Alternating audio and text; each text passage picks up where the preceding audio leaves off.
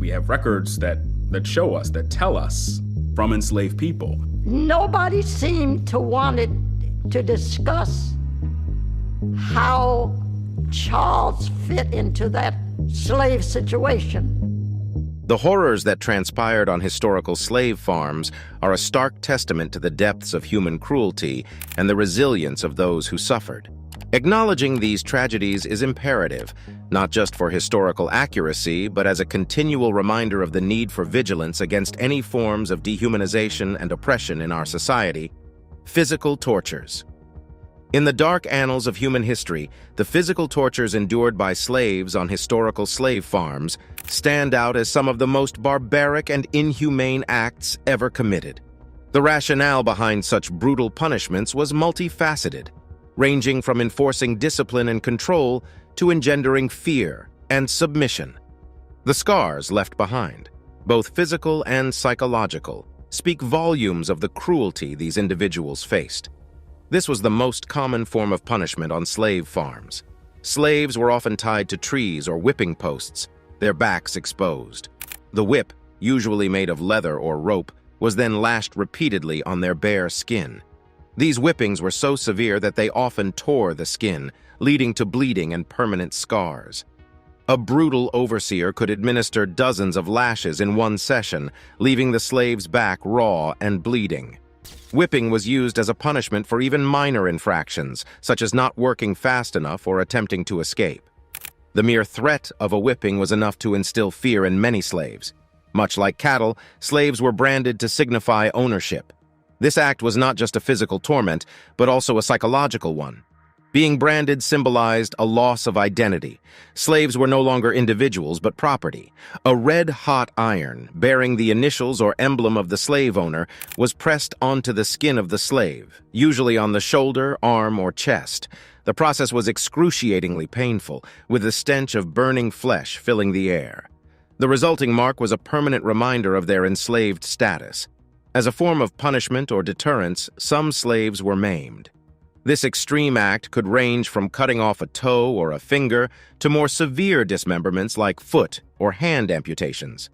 For instance, if a slave tried to run away, they might have a toe or foot amputated as punishment and as a deterrent to future escape attempts. Such punishments rendered the slave less valuable in terms of labor ability, so it was a strong statement of the owner's power and dominance over the life and well-being of the slave. The physical tortures had deep repercussions, both immediately and in the long term. Immediately, slaves would experience excruciating pain, infections, and sometimes even death due to the severity of their injuries.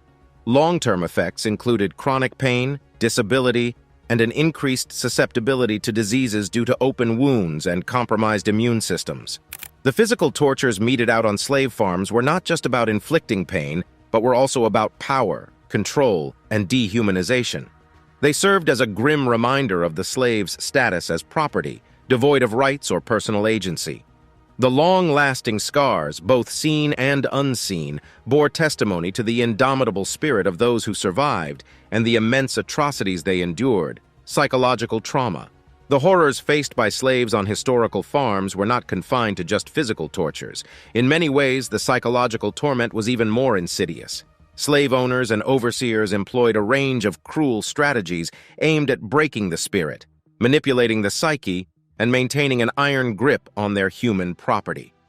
These methods of psychological warfare left deep-seated traumas, the effects of which rippled across generations. Central to the institution of slavery was the notion that slaves were not fully human.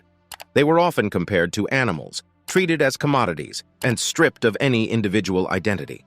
This dehumanization began the moment they were captured or bought, as many were given new names, erasing a significant aspect of their personal identity. Being continually treated as less than human took a heavy psychological toll, making many internalize feelings of inferiority and worthlessness.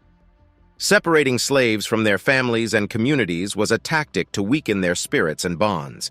Freshly captured Africans were often mixed with other ethnic groups, making communication difficult due to language barriers. This deliberate alienation sowed seeds of mistrust and made collective resistance challenging. Slaves were continually reminded of the hopelessness of their situation.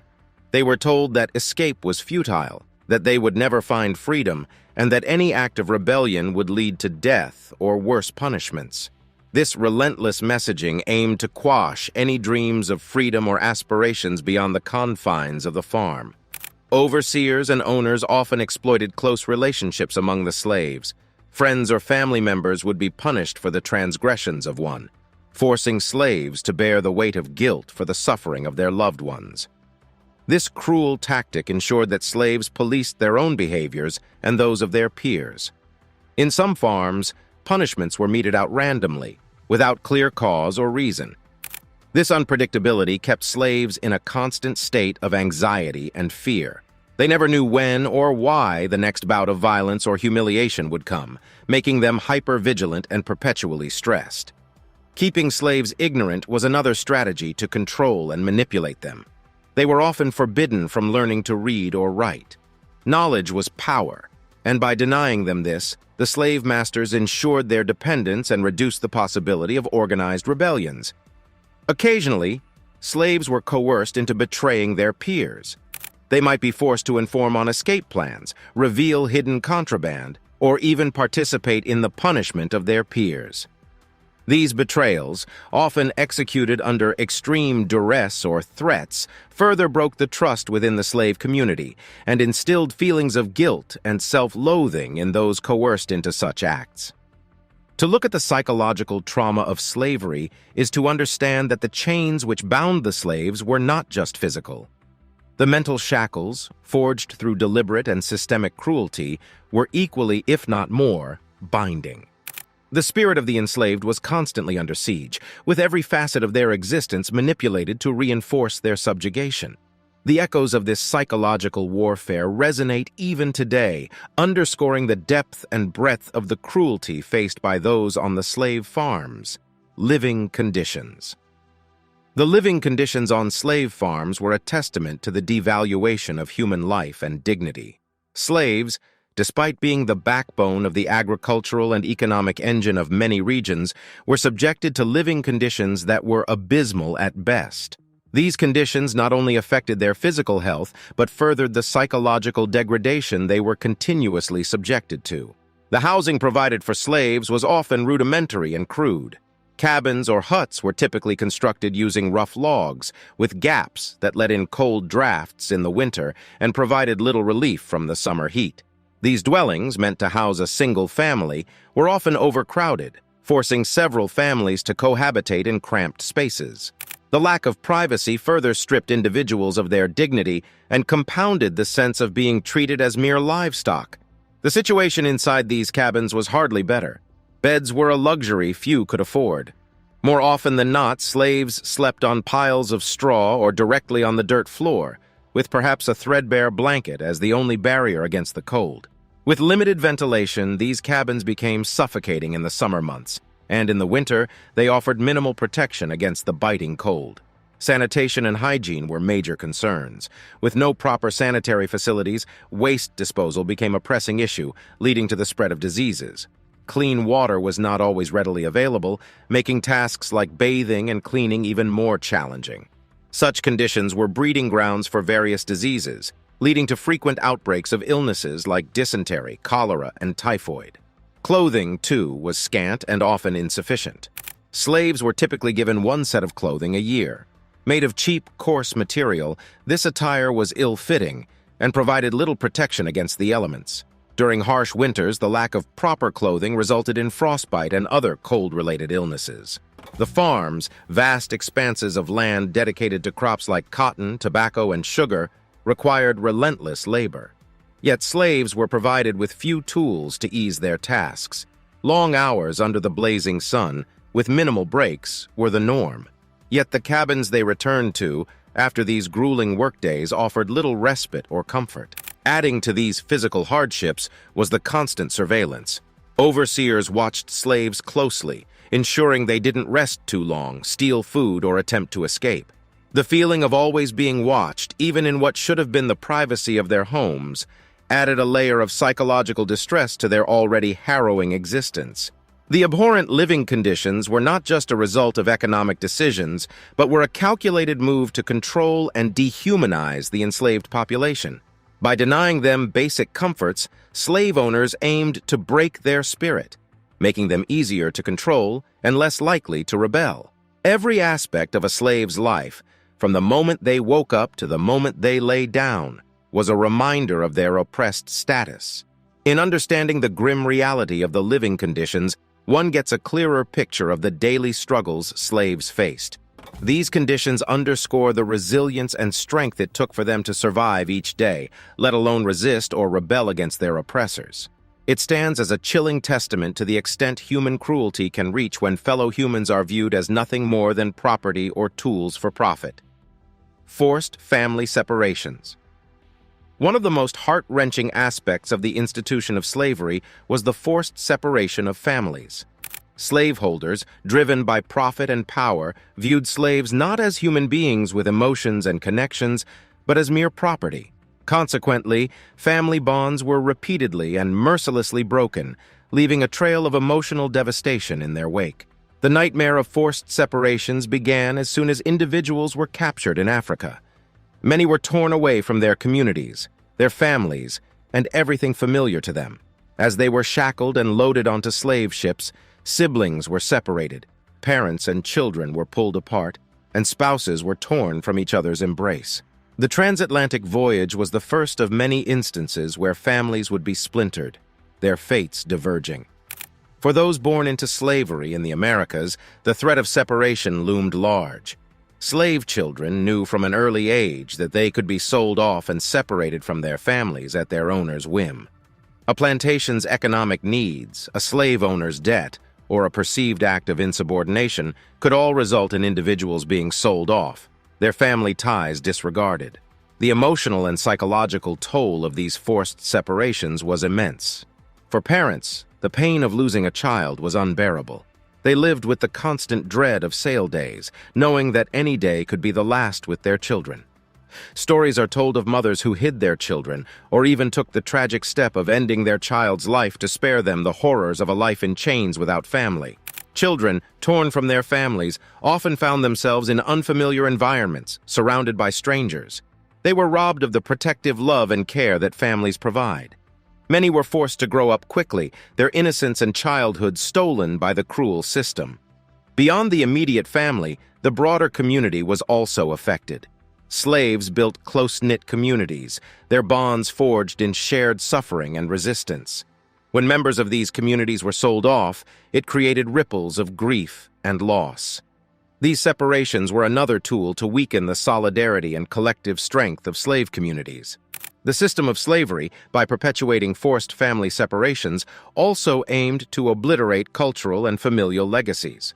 By separating families, slaveholders sought to erase memories of ancestral roots, traditions, languages, and histories.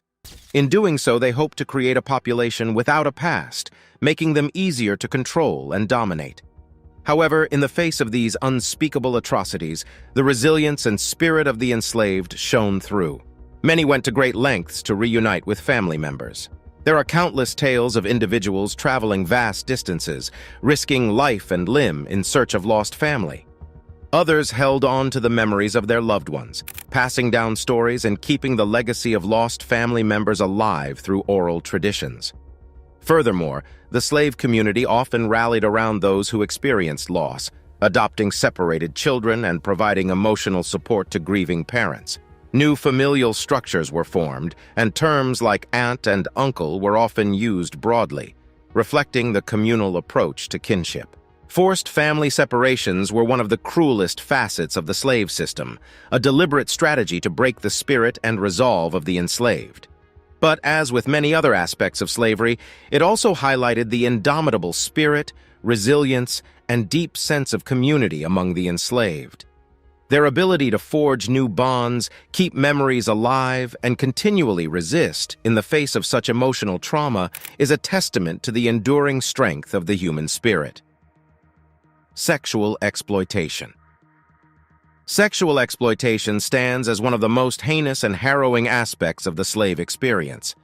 Within the bounds of the institution of slavery, black bodies, both male and female, were stripped of their autonomy, making them vulnerable to the unchecked sexual desires and predations of slave owners, overseers, and other figures of authority.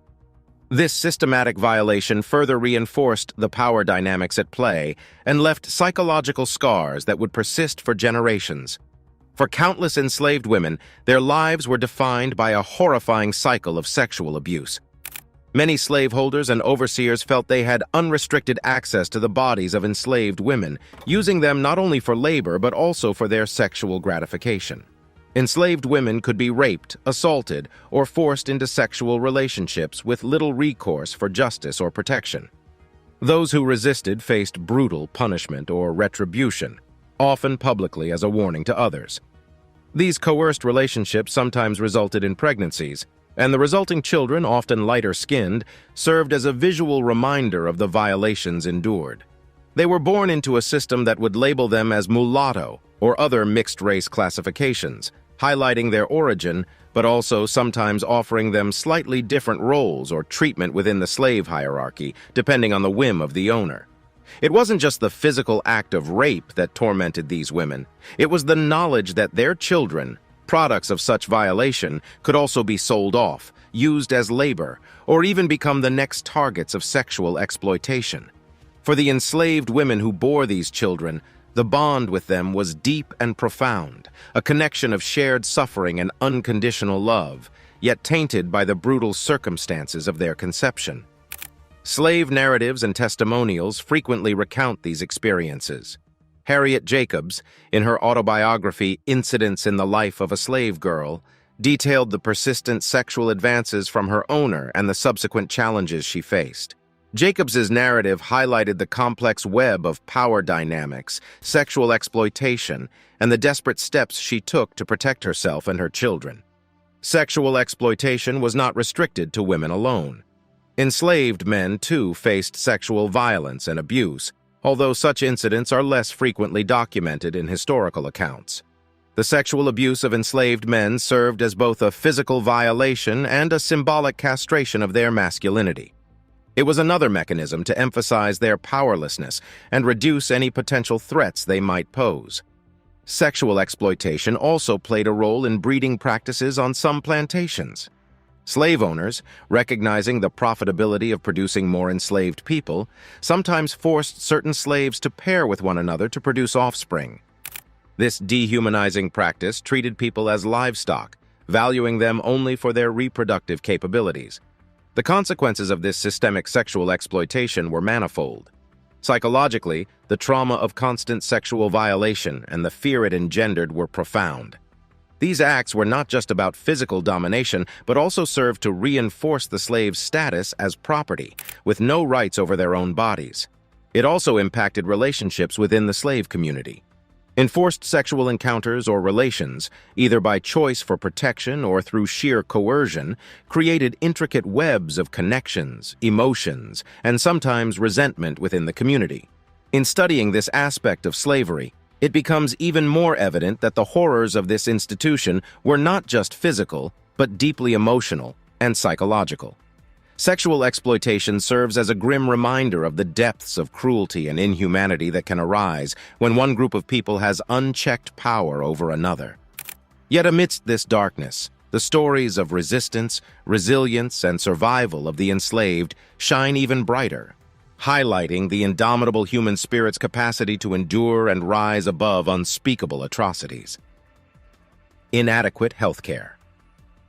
In the historical context of slavery, the health and well-being of the enslaved was a secondary concern, overshadowed by the pursuit of economic gains. Enslaved people, torn from their homes and subjected to extreme physical and psychological trauma, faced a myriad of health issues.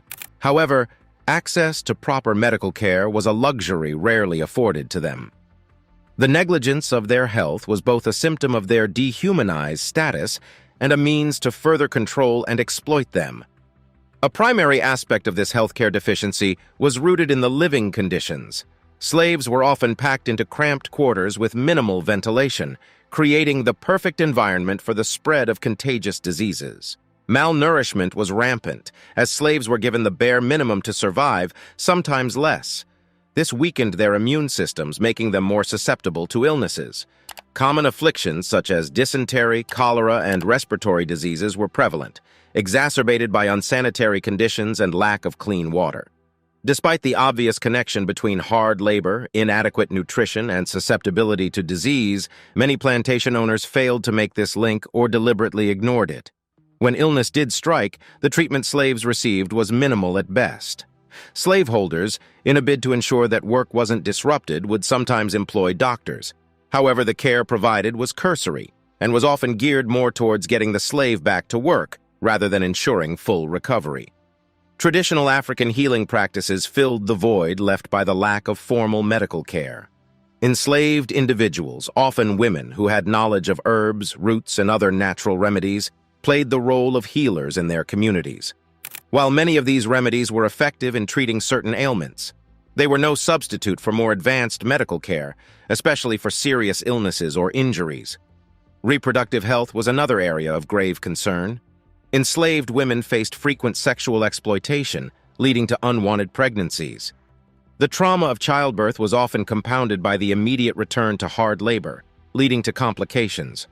Furthermore, there was a high infant mortality rate among the enslaved, attributed to poor prenatal care, malnutrition, and disease. Another dark aspect of healthcare within the plantation system was the tendency to pathologize resistance or non-compliance. When slaves exhibited signs of distress or resistance, rather than attributing these to the inhumane conditions and treatment they were subjected to, they were labeled as having disorders. A classic example of this is drapetomania, a fictitious diagnosis assigned to slaves who tried to escape, suggesting that the desire for freedom was a mental illness. The neglect of enslaved people's healthcare needs was more than just a byproduct of their status as property. It was a systematized approach to devalue them, emphasizing their replaceability. To the slaveholders, it was more cost-effective to replace a dead or severely ill slave than it was to provide proper medical care. The ramifications of this profound neglect are manifold. Beyond the immediate suffering and high mortality rates among the enslaved, the trauma permeated generations. The mistrust of medical institutions, the disparities in health outcomes, and the deep-seated racial biases in healthcare can all trace their lineage back to the brutalities of the plantation system.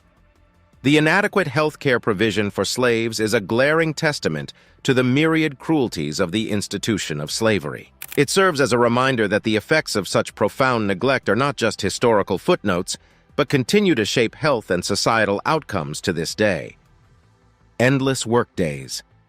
The institution of slavery in the Americas was built upon an economic framework that relied heavily on the exploitation of human labor. Slaves, considered the property of their owners, were subjected to relentless work schedules, performing arduous tasks for extended hours without just compensation or adequate rest. The conception of the endless workday for slaves is not only emblematic of their subjugation, but also illustrates the cruel extremes of human exploitation. While the grueling tasks were already taxing, the workday's length exacerbated the physical strain. Plantation labor often began before sunrise and continued well after sunset, punctuated only by a short midday break.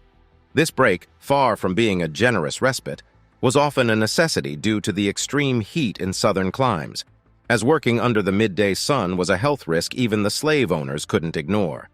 The physical toll of these long hours was immense. Constant bending, lifting, and repetitive motions led to chronic pains, spinal issues, and other physical ailments.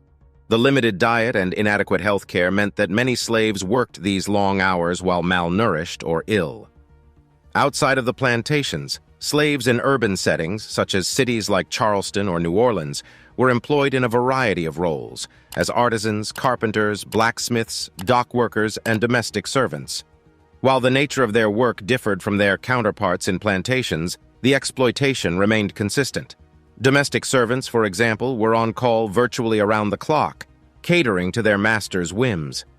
Enforcement of this relentless work regimen was maintained through a system of surveillance and punishment. Overseers, tasked with ensuring that slaves met their quotas and maintained productivity, often employed brutal methods. Whippings, shacklings, and other forms of physical punishment were meted out for perceived laziness or insubordination. This atmosphere of constant surveillance and the threat of violence kept slaves in a state of perpetual fear, making the long workdays not only physically, but also psychologically torturous. The work wasn't limited to the weekdays. Even on Sundays, which were sometimes designated as rest days, slaves were often required to tend to their personal needs, such as cultivating their gardens to supplement their meager rations. For many, this was also the only time they could engage in personal or communal activities like religious worship or family gatherings, further truncating their rest. It's also important to recognize that the endless workdays weren't just a form of economic exploitation, but also a method of control. By keeping slaves perpetually occupied and exhausted, slaveholders believed they could quell any ambitions of rebellion or escape. The brief moments of respite, usually in the form of sanctioned holidays or gatherings, were not benevolent gestures, but calculated moves to offer just enough relief to prevent total physical and mental breakdown. Reflecting upon the endless workdays of slaves offers a stark view into the ruthless mechanics of the institution of slavery. It wasn't simply about extracting labor, but doing so in a manner that dehumanized and subjugated an entire group of people. Their sweat and blood fueled economies, built infrastructures, and generated immense wealth for their oppressors. Yet, despite the profound adversity, the enslaved found ways to resist, persevere, and retain their humanity, a testament to the indomitable strength of the human spirit.